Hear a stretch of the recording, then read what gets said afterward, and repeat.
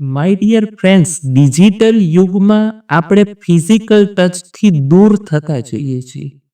જે વસ્તુ અગર વર્ચ્યુઅલ સ્વરૂપે આપણને મળતી હોય ને, તો આપણે એને હાથ અડાડવા પણ ઈચ્છતા નથી, એનો સ્પર્શ પણ ઈચ્છતા નથી.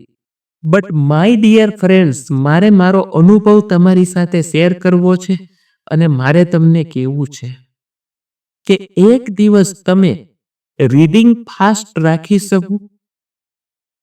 રીડિંગ ફાસ્ટ એટલે શું?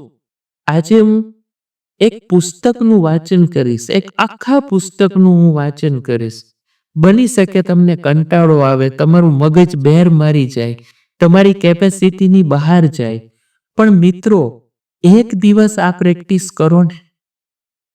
શું વાત તો છે, આપણે એમ સમજવાનું કે આજે ઉપવાસ છે તો કેમ આપણે કંઈ ખાતા નથી.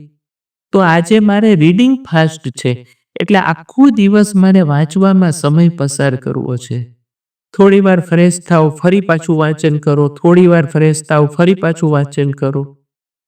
પણ એક દિવસ રીડિંગ ફાસ્ટ રાખો, જીવનના દરવાજાઓ ખુલશે એવા વિશ્વાસ સાથે, અને એક નાનકડા ફેરફાર રોજ ને રોજ કાંઈ ને કાંઈ કરતા જઈએ ને, તો જીવન બદલાશે. એકવાર મારી સાથે જોડાવ તો ખરા.